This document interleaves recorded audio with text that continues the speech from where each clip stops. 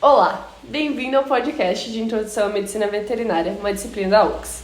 O nosso grupo, composto por mim, Andriele Borelli, pela Maria Eduarda Marques e pela Laura Freitas, convidou a Marina Polesso como médica veterinária entrevistada.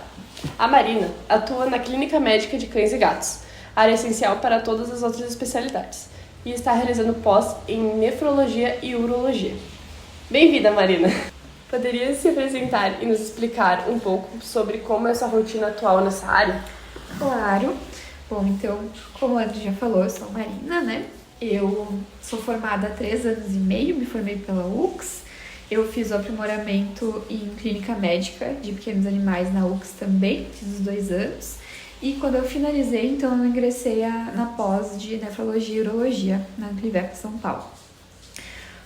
Na área onde eu atuo, né, eu trabalho agora só na clínica médica, ainda não atuo, né, como nefro e uro.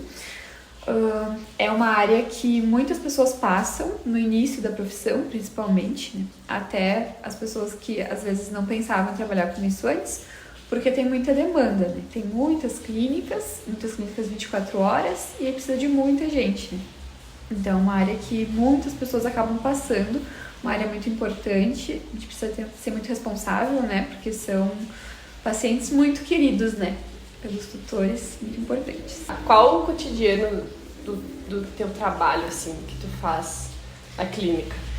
Na clínica, eu fico nos atendimentos mesmo, então eu faço as consultas, eu faço vacinação também, coletas de exame, mas a minha área principal é essa dos atendimentos, das consultas. Aqui na clínica, então, tem uma divisão, né? Tem uma equipe que fica nas consultas e vacinas, enfim, e tem outra equipe que fica mais na internação, responsável pelos pacientes internados. Então, a minha parte é a dos atendimentos, né? Então, a gente recebe os tutores, aqui, às vezes, né, são tutores que já vêm de muito tempo, então a gente faz um acompanhamento bem legal, pega o animal filhotinho e vai acompanhando ele ao longo da vida, Sim. Faz a prevenção, né, ali por meio das vacinas e dos exames anuais e atende também quando acontecem acidentes, enfim, então é bem legal essa rotina, a gente pega vários momentos da vida.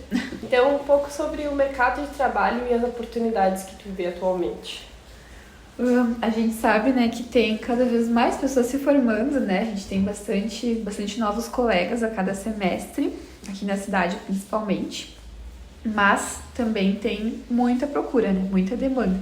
Então, tem muitas clínicas, muitos lugares que estão procurando gente, apesar do mercado ter bastante opções, né? Mesmo assim, tem muitas vagas ainda, muitas oportunidades. E tem muitos pets em Caxias, né? Então, acho que nunca vai parar de precisar de pessoas nessa área. Então, com certeza, tem muito mais profissionais do que antigamente, mas também tem muito mais demanda, né? Então, tem espaço. Beleza, que bom. Outra pergunta. Por que escolheu essa área? Tipo, como chegar lá? Eu escolhi essa área, na verdade, ali pela metade final da faculdade. Não era a minha ideia desde o início. Eu entrei bem aberta, assim, sabendo que eu queria ser veterinária, mas não especificamente de cães e gatos. Aí eu dei uma passeada pelo curso. Eu fiz estágio com clínica de grandes animais, né, de equinos e de bovinos. Fiz estágio no zoológico também, com a parte dos silvestres. Acompanhei bastante as duas áreas também em ligas, cursos, enfim, né?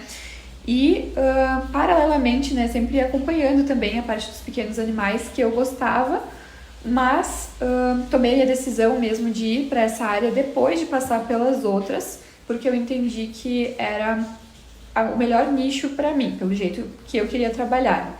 Então, eu gosto muito de ter praticamente todas as mesmas opções que se tem para uma pessoa, né? E essa parte da veterinária é muito mais desenvolvida na área dos pequenos. Eu gosto muito de poder demonstrar carinho pelos pacientes também, pelos tutores, de lidar com tutores que se importam tanto com os animais deles quanto eu me importo com os meus, né? Então eu entendi que realmente era essa área que eu precisava seguir e aí foquei nisso e gosto muito, não me arrependo. Ótimo. A gente gostaria de saber, com essa toda tua experiência, como você veria a medicina veterinária daqui a 5 anos? Pelo que eu tenho acompanhado, eu vejo que tem muita tendência de as pessoas se especializarem mais, né, em uma área específica, claro.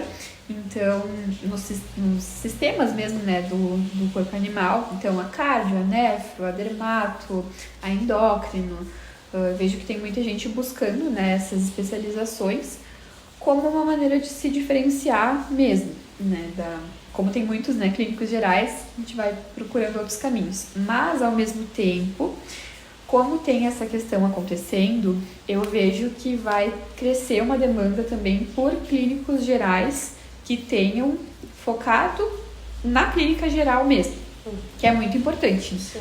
Porque é o clínico geral que vai encaminhar para os outros também. Sim. Então, é diferente de uma pessoa adulta, né, que, pensa, eu tô com dor na perna, então eu vou no ortopedista. Não, é mais parecido com um pediatra, assim. A pessoa não sabe o que o animal tem, então ela vai no clínico geral e depois é encaminhado. E faz muita diferença, né, essa primeira decisão. Então, eu vejo que vai precisar de pessoas que foquem como uma especialização mesmo na área de clínica geral. Como lidar com a parte emocional de ser um veterinário? Esse é um desafio. Eu sempre indico, né, fazer terapia, lógico, acho que é muito importante, porque a gente lida com situações muito pesadas, assim, né? A gente lida com o sofrimento da pessoa, do animal, a gente lida com o luto, a gente lida com tutores que acabam colocando um papel no seu pet, no seu animal, que às vezes é um pouco a mais, né? Além do que deveria ser, assim. Então colocam muita expectativa, confiam todo o seu emocional, assim, na presença do animalzinho. Então eu acho muito importante, né? Sempre ter o acompanhamento com um especialista ali, com um psicólogo.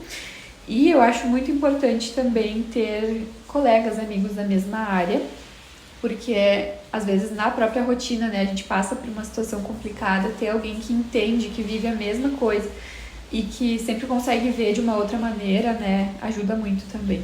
A gente conseguir se abrir assim. Sim, imagino. Então, qual dica você daria a um estudante que está iniciando na medicina veterinária, como a gente?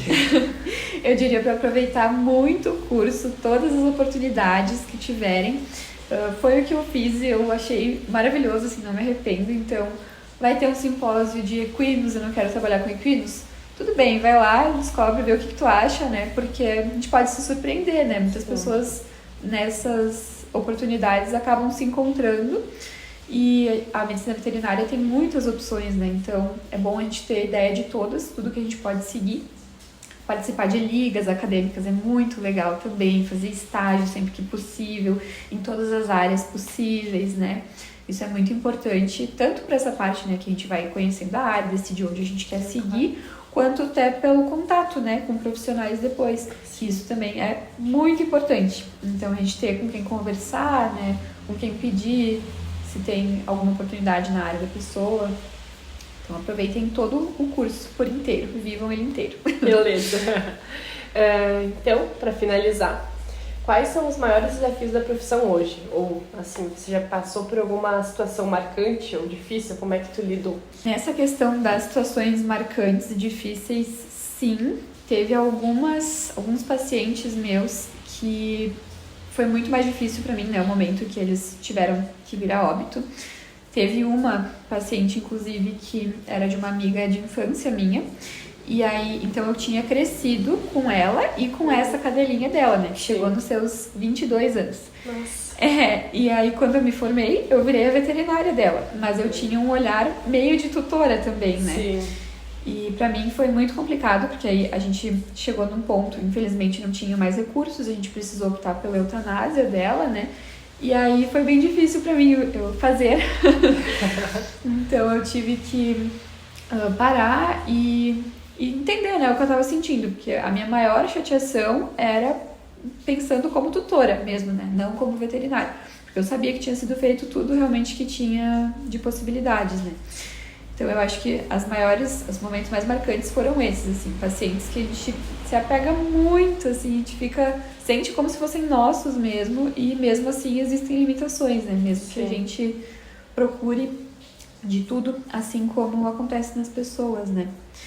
e os maiores desafios da profissão. Então, além dessa parte do paciente mesmo, né, que a gente tem que lidar com a perda, com os tutores também, que também estão lidando com a perda, então, pessoas muito fragilizadas, valorização da profissão, né, por todos os lados, às vezes até pelos próprios colegas, né, isso a gente sabe que é muito presente, infelizmente, e a gente precisa contornar, né, a gente precisa tentar passar por cima disso, mostrar o nosso valor.